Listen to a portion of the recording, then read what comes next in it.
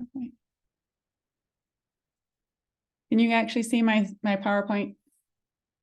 Yes, good, perfect. I hope you guys realize I am not the best at technical savvy, okay? So just forgive me with that piece. So we're gonna go, where is this one? It went too far. I'm gonna scoot, just don't look right now. I'm gonna scooch all the way back. So the beginning of it, so gut health and bone health. So the impacts of like digestive function or certain conditions on osteoporosis and osteopenia, which is very under discussed in doctor's visits and community, unfortunately. So I like to bring it to the forefront a little bit more. Some of the things we're going to look about is just go over what is osteoporosis and osteopenia, some of the prevalence and risks in our societies, and what GI conditions and some medications that can impact that as well. And then some of the things like optimizing gut health and microbiome, how that can help. And a little bit on prevention, but I think we'll get to the end of the talk and I might do a second version later. So we'll get more in depth later, possibly. So in general, osteoporosis is basically characterized by having weakened bones and making them more fragile and making you at risk for fractures. And then osteopenia is just that stage previous to that, where right prior to osteoporosis, so you're actually starting to have detrimental effects on the bone. At that stage, it's the best stage, actually, except for prior to any of this, to really start targeting therapy to make sure that we can actually reduce that risk for fracture. So prevalence of osteoporosis, it affects 1 in 3 women and 1 in 5 men over the age of 50, and this is worldwide. The risk is really high for what's called fragility fractures, meaning it doesn't even have to have severe impact, just because bone is actually more fragile, and so smaller impacts can actually cause fractures in bones. And any initial fracture increases the risk for another fracture.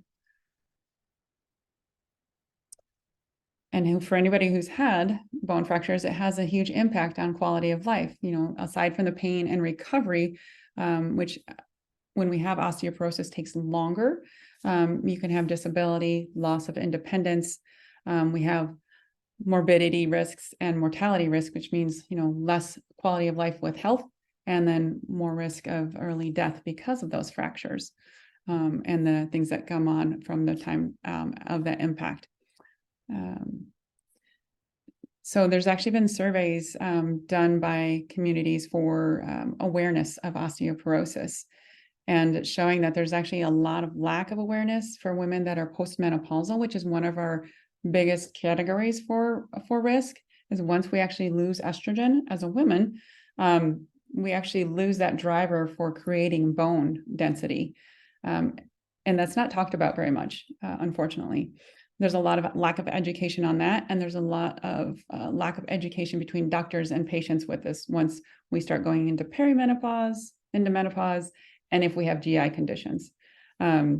So unfortunately, it leads to like underdiagnosed and under treatment of the disease or prevention of the disease.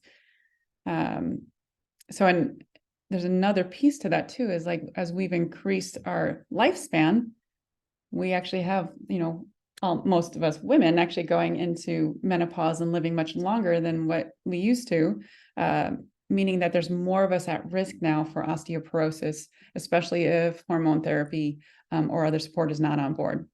So the numbers that we actually have here of 1 in 3 women is likely going to increase unless we start like really spreading the word and actually getting that education out there. And it says like one of the studies actually showed that for women over 45 years of age, osteoporosis accounts for more days in the hospital than other conditions, including diabetes, heart attacks, and breast cancer. And we talk about those a lot. We don't talk about osteoporosis a lot. It's often referred to as the silent disease because most people don't have symptoms prior to actually having a fracture or getting diagnosed with it. sometimes that first symptom is actually having the fracture. You'll actually see sometimes with people when they start having degradation of the bone or fractures of the vertebral body, which is your spine, you'll start to have that hump in the back that used to be called dowager's hump. And that's one of the signs of actually having osteopenia or osteoporosis. Sometimes those are actually fractures, and some it's just compression that's actually starting to occur. And like we were saying, like wrist or hip fractures are pretty common with this. But if you have spinal fracture, we don't always notice it. It's sometimes painless or just like an aching pain that we really just attribute to actually having sore muscles or sore back. And we don't actually realize that there's actually a fracture in those bones in the spine. Some of the other risk factors that are really typical ones are like smoking, alcohol intake, dietary insufficiency. So not having a diet that actually has enough vitamin D, calcium, and other minerals and nutrients in there to help keep bone density supported. Those are called modifiable risk factors, meaning we can actually change those to actually help aim towards prevention and or like reducing risk of actually fractures when we actually already have osteoporosis on board. And then the other non-modifiable risk factors are your age and your gender. So female and older age over 50, we are actually more at risk. And then just a diagnosis or risk assessment is usually done in a doctor's office, talking about some of these risk factors that you might have, and then doing a bone mineral density test, or what's called a FRAX, F-R-A-X, risk assessment scoring. And so when we look at those, we can determine, like, is there risk on board? Should we do a DEXA or a bone mineral density test to see where your levels are? So those are some of the basics about osteoporosis and osteopenia. So the next piece is we're going to kind of start focusing on the GI conditions that can impact that. So some of the major GI conditions that actually impact it have to do with malabsorption of nutrients or maldigestion, meaning we're not breaking things down to be able to absorb them well. Celiac disease is one of those. Post-gastrectomy, which is if you have stomach reduction for weight reduction. Short bowel, which occurs often if we have Crohn's disease or other diseases of the intestinal tract, where we end up having what's called a resection of the intestinal tract, and part of the intestinal tract is taken out, meaning that when that happens, we have less area for absorption of nutrients. Pancreatic insufficiency can cause this, which often goes hand in hand with diabetes and other conditions. Inflammatory bowel disease, or IBD, that includes Crohn's and ulcerative colitis, and sometimes lymphocytic colitis as well. And then chronic liver disease also, because when we have liver disease, we're also having impact on inflammatory markers, detoxification, and the ability to digest fats with bile going through. And then so some of the other pieces that I kind of talked a little bit about those actually, but liver and bowel transplants, if we're actually having some resection done or liver transplants being done, we actually can have complications with that. Total parenteral nutrition, meaning actually having to have nutrition put in through a tube instead of being able to ingest our food, we actually can have less absorption of nutrients through that. And lack of sufficient nutrients actually at times. And then medications such as PPIs or proton pump inhibitors and H2 blockers that are used a lot with reflux or GERD. So a lot of times doctors will put somebody on these medications. So those would be omeprazole, famotidine, Zantac. Those are just some of the ones that people end up on sometimes when they have reflux. But then we actually have some complications from that we're not always aware of. And those are supposed to be short-term medications. And often I see people having been on them for many years. And so, like I said, women have the highest risk of fracture typically, not even including the GI conditions that might go with that, or the autoimmune conditions, because women usually have higher risk for autoimmune diseases at the same time.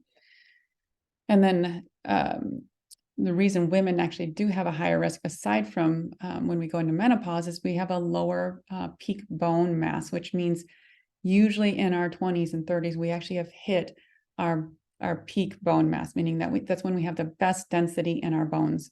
Men have a higher level of that than we do. So they have more to lose over time, where we have less as we age. And then once we hit menopause, we tend to lose it faster. As soon as estrogen starts dropping off, we lose bone density much more quickly at that point, because estrogen is one of our hormones that help drive bone growth. And then so some of the other risk factors for it are failure to have that bone mass reached. So when people have celiac disease that's undiagnosed and untreated in childhood, or malnutrition from other causes, we don't actually have the ability to actually regain that all the time if we don't get it done in those first many years. And then sometimes having normal bone mass accumulated, but then we start losing it earlier. So some women will actually have what's called premature ovarian failure. So they actually go into menopause earlier, sometimes in their 30s or 40s, whereas typical menopause for most women is 50s. And then we can also have rapid bone loss that occurs with some drugs, which we'll kind of go over a few of those. And then what's called high turnover osteoporosis, which is actually where just bone loss exceeds bone growth, which happens in every form of osteoporosis. And then chronic inflammation, that actually increases bone loss also. And some of the pieces that happen slowly over time for bone loss, this is called low turnover osteoporosis, and that can happen with glucocorticosteroids. So it's called GCS, but those are steroids that are used in a variety of different illnesses and inflammatory disorders. And those can actually cause just a low grade, slow, chronic bone loss if we're on them for a long term. And then the other piece is just mineral ingestion, lack of the amount and lack of absorption. So some people will have low vitamin D due to malabsorption, and then we don't absorb calcium.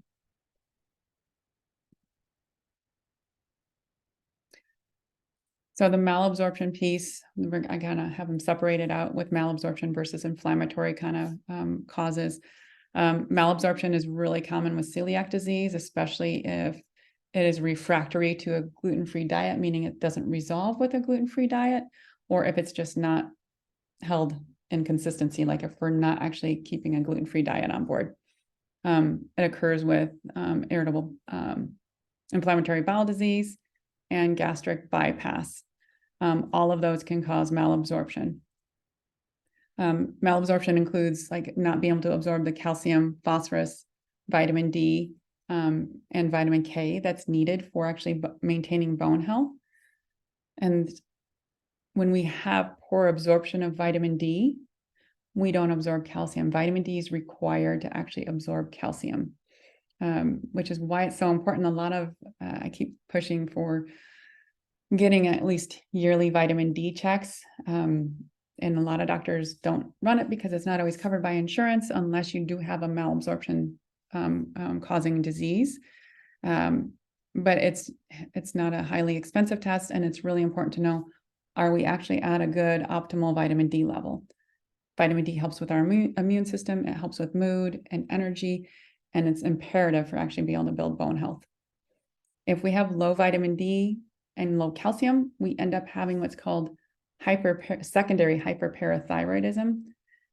And what that does is it stimulates the parathyroid gland to actually cause more calcium movement from the bone into the bloodstream.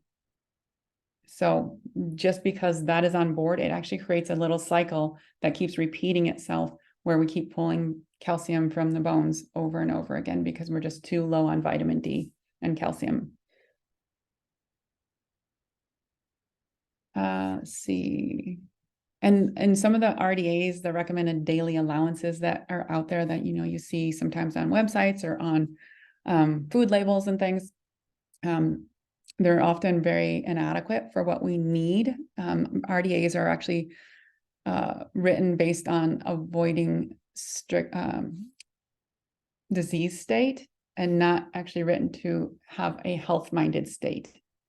So yes, we want to avoid disease, but we also want to be optimized for health. And RDAs are not written and evaluated for that. And then anytime somebody has a digestive disease or condition, those RDAs need to be much higher, actually.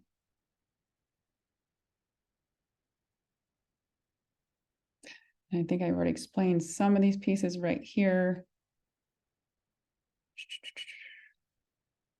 So vitamin D deficiency, like, is very common in patients with IBD and celiac disease that's not controlled or managed well.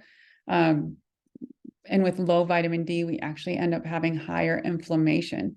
So some studies, and these are, you don't have to read through the studies, I just added some in here for reference and in case somebody is actually interested. When somebody has lower vitamin D, typically their autoimmune disease state, particularly in this case, Crohn's disease, is found to be higher in activity when people's vitamin Ds are lower. And so that just adds to the inflammatory state at that point, which leads to more loss of calcium and inability to absorb vitamin D.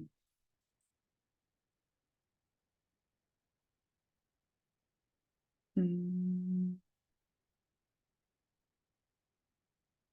then loss of vitamin D actually, or deficiency of vitamin D, lessens the integrity of the mucosal wall. So when we look at small intestine, we actually have those different barriers between the food that goes through our GI tract and us. When we actually have low vitamin D, we have this other immune response that actually is supposed to be one of those barriers, and that's actually lessened with it when this is happening. So it puts us at increased risk for infection, not only infection like being on the intestinal wall, but crossing through and into the bloodstream and causing either infection or a higher inflammatory and immune response.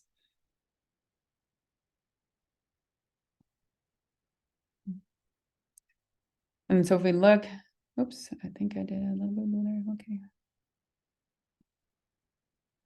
One more. I'll get this right. Okay, got it. No, not touching it.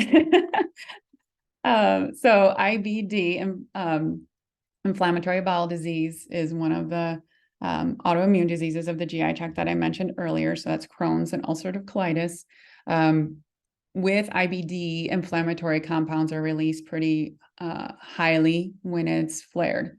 Those inflammatory molecules can lead to increased bone loss. IBD patients are found to have lower bone density when it's not managed. So of neck and lumbar spine, particularly, is where that's found.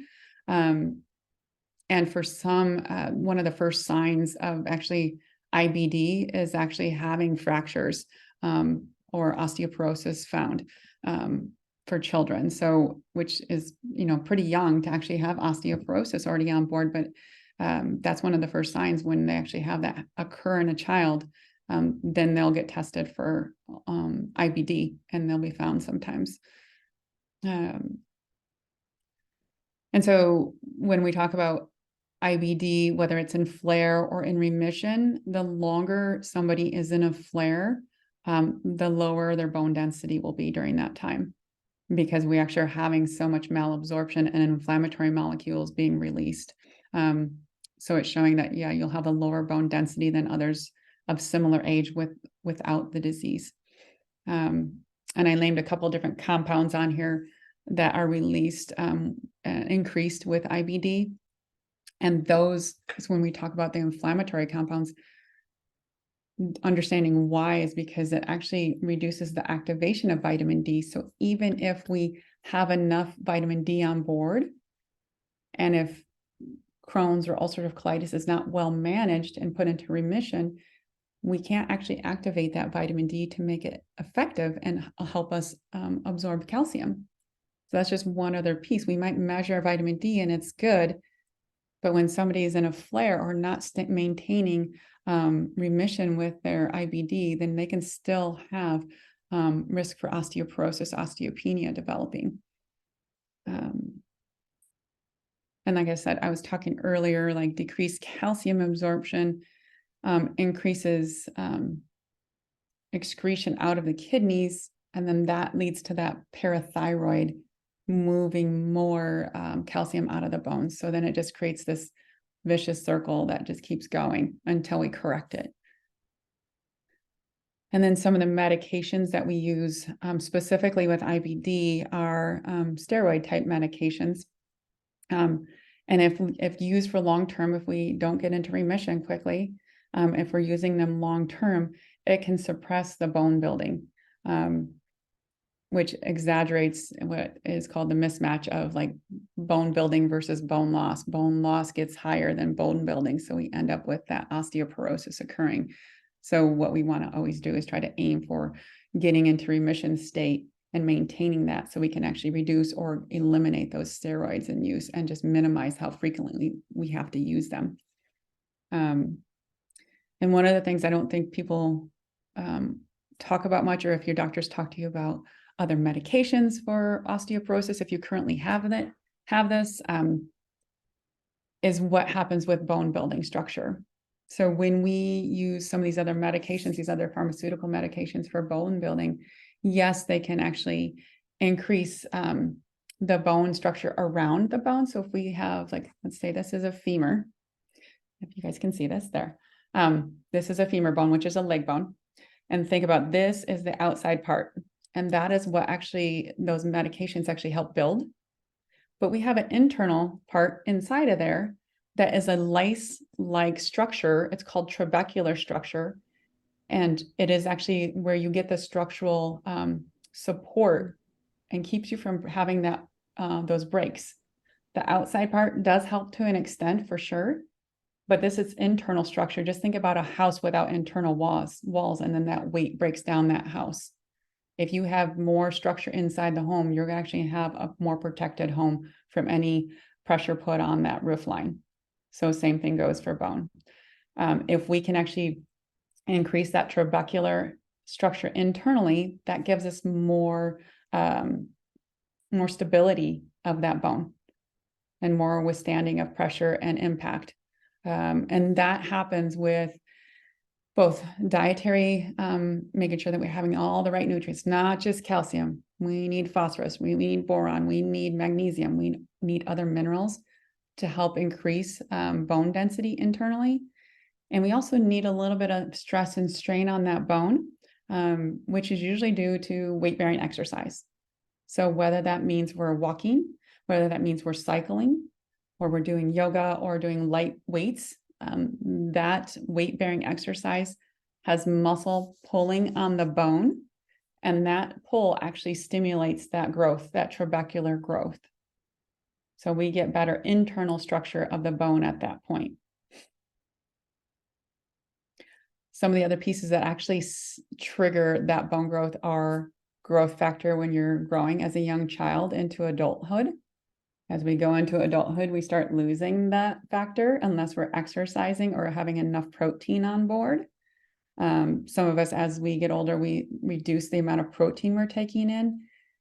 And depending on the reason for that, we might want to make sure that we're actually having enough protein, because protein is a signaling factor for that growth still. The last thing that actually really signals for that is estrogen for us. And so as young women, we actually have estrogen increase. And as we age, we start to have estrogen drop off unless we're replacing that. And that is one of the factors that actually also stimulate that structural bone growth. And then when we look at steroids that I was talking about earlier, when we have long-term use of those, the reason why those actually also can cause loss of bone is because it also suppresses adrenal hormone output and sex hormone output. So there goes our DHEA and our estrogens, testosterones. Those actually get reduced with steroids. And that increases risk for bone loss. And one of the things that can help, so oral steroids can actually have less impact because of it goes through what's called first pass metabolism, meaning when we take something orally, we start going through digestion, and then it goes through liver and breaks that down into different components. That actually can help reduce impact of steroids on bone loss. And just some of the lesser steroids, there's different levels of steroids. So that's like for another talk, but there's different levels of steroids that can have worse impact versus, these would be better. If we're going to go invasive and actually have to use a steroid, we're going to want to use the least invasive method. And there is research on board for people that do have this disease and know they've had to use or might have to recurrently use steroids. There's research out there trying to find a medication that will actually help mitigate those impacts. So less systemic side effects from the steroids, which would be really good. And then one of the other pieces that we kind of started talking about before was GERD or reflux, and then PPI or H2 blockers. So like I said, those would be your omeprazole, your Prilosec, your famotidine, Zantac. Those actually are used a lot to reduce acid in the stomach, so we don't have that reflux burning sensation going up our esophagus and causing heartburn in the stomach. But those actually can reduce absorption of calcium. So when we actually reduce the acidity, it reduces the ability to absorb calcium. So then down the line, we actually have increased risk for bone fractures if people are using these long term. Typical dosage of these is supposed to be 6 to 8 weeks. And like I said, I've had people on them for months or years. I've actually had one patient come to me before. She'd been on them for over 40 years and severe osteoporosis at that point. And did not recall why she was on it, except for post-surgery. They put her on it to relieve her of any heartburn that may occur. And she never had reflux. So there's different things we just need to be aware of as patients. It helps, and docs actually, to always ask, why are we using this medication? How long have we been on this medication? Do we need to continue it? And that's for any medication, like just trying to remember to be aware of why we're taking it. Sometimes we just continue taking things because we started it at one point, and we just need to actually have that question come up every once in a while. But when we're using PPIs, it also reduces the acidity, so we don't break down protein as well. Protein, we need that acidity in the stomach to actually break the protein molecule apart. And like I said, higher protein actually stimulates bone growth. Low protein, we're not stimulating that bone growth.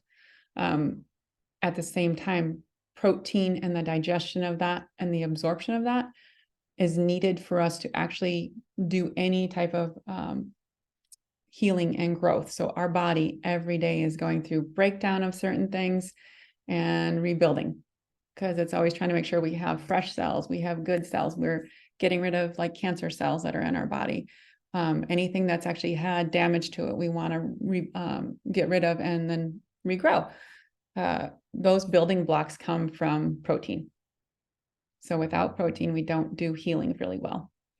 So low acidity can lead to that. And then there are studies out that have already shown that PPI use is associated with a modest but very consistent increase in the risk of fragile fractures. Say that one 10 times in a row.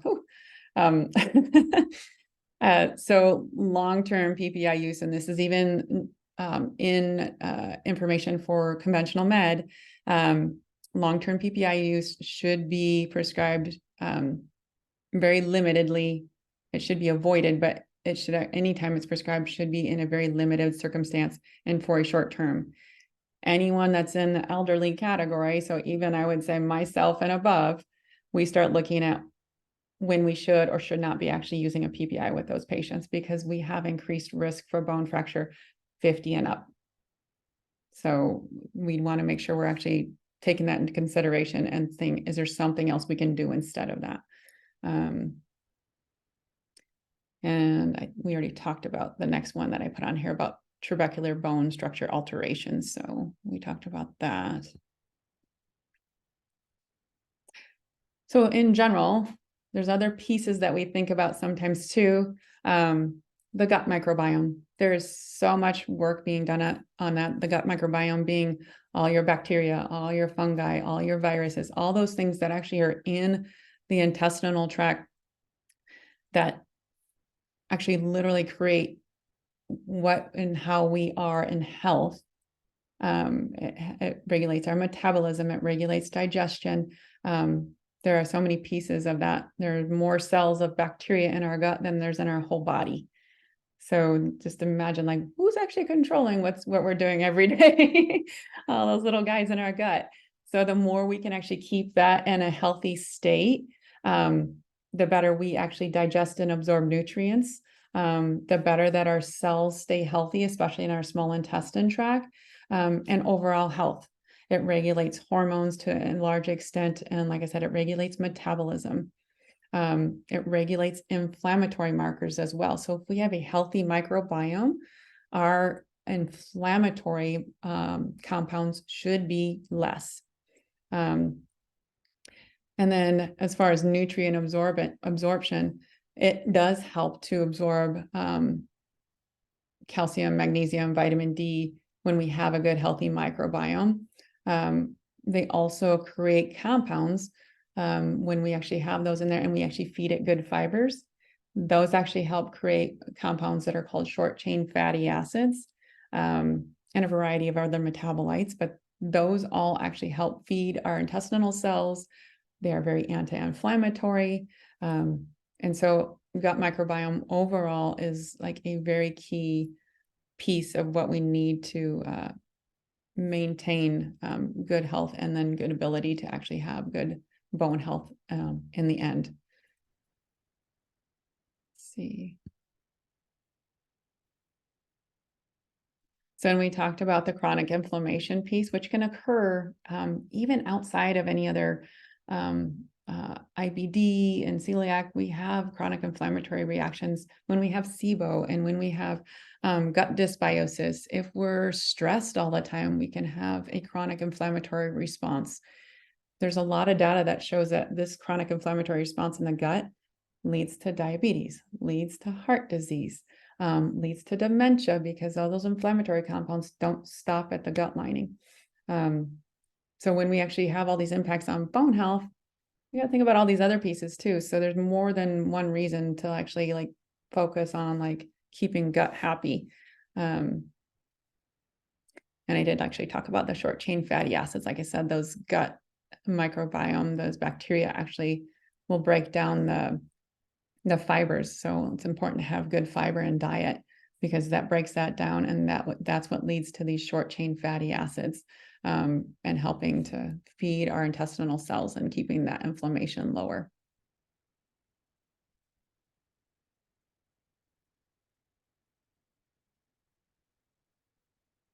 So in general, like summary, osteoporosis has many factors and causes.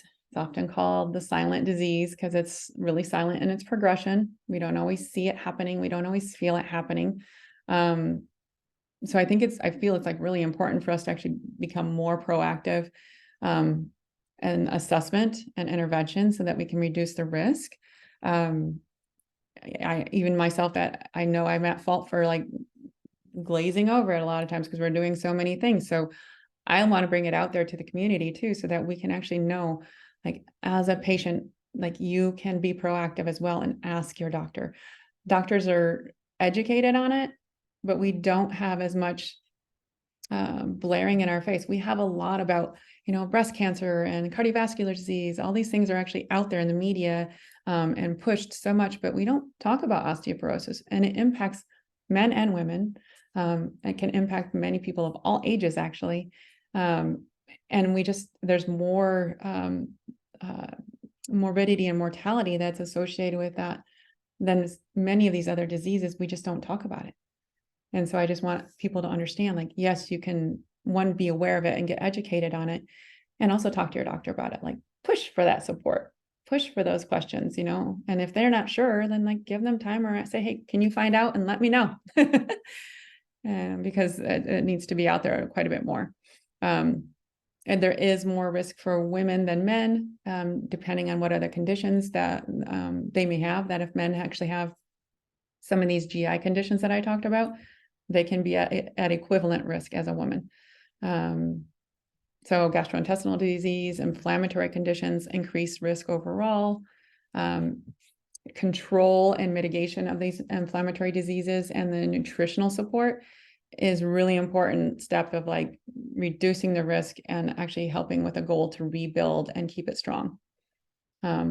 Exercise and maintaining muscle mass, important throughout all of life. Like I said, that muscle mass is going to actually help increase that trabecular internal bone structure. And then create a team. So depending on where you're at in life and what kind of risk factors you have a doctor, a nutritionist, or a personal trainer on board, because all of those pieces can be really supportive in actually getting us a baseline, like what's our risk, get testing if we need to, what can we eat and do for actually supporting that, how to set us up for goals for success, so that we can actually have those in place. And it doesn't mean you have to see them all the time. It just means getting some people and getting some help to say what's going to work for you so it can be consistent and it's going to be effective. So those are really important pieces, I think, for people to have. I know a lot of people are really thinking, oh, I can't afford all that, or I don't want all those pieces. That's too much. But it's not long-term that you always have to have them involved. It's just to get you to be educated and aware in what's going to work for you. And that's it. So there's so much more I wanted to add, and I thought for sure I was going to go way over because there's a lot more pieces. So I may end up doing a part 2. But I would love your feedback. If you guys have questions, go ahead and unmute and ask, or send me a message in the chat. I'm happy to ask questions or answer questions, I guess. I ask plenty of my own. And also I still always say too, if you have topics or other pieces that you have questions on after, email us at the info@cdahealingarts.com, because us doctors want to know what kind of things you want to hear about that you haven't heard.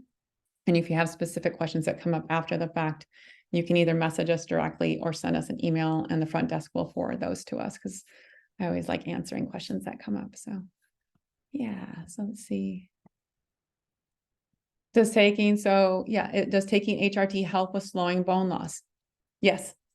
Yes, it can. And that's a significant factor with determining where are you at with menopause, perimenopause kind of piece.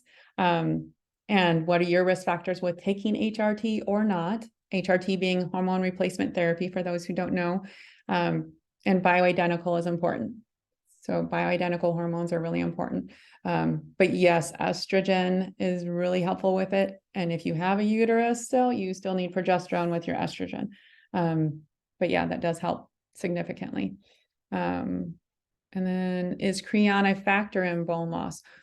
So creon actually is a medical grade pancreatic enzyme. So for somebody that has what's called EPI, or exocrine pancreatic insufficiency, so insufficient pancreatic output, creon is an enzyme that actually helps with that. So it is supportive actually in reducing the risk for bone loss, because if you don't have enough enzyme capacity to digest your food, you're not going to absorb those nutrients. Creon actually helps with that. Creon is a really high dose enzyme. Versus like some of the other enzymes, the supplemental versions aren't always enough. So, and yes, if you do take the bioidentical, that's going to be supportive. Yeah, as far as the hormones. And did that answer your question on the creon? And while I'm waiting, does anybody else have questions at all?